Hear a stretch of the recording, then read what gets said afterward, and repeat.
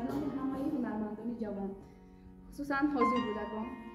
استادا تبریک گفته برایشان در ساحه این بردباری ها را تمنا دارم و گفتنیم خواهم زی خدا خسته و درمانده نباش محبوبی باشد و شرمنده نباش استاد الها که در این عالمی هستی سرزنده بی سرافکنده نباش.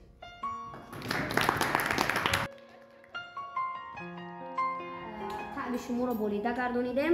و امروز چه خیلی که استاد عزیز ما زادروز دارند و زادروزشون اون رو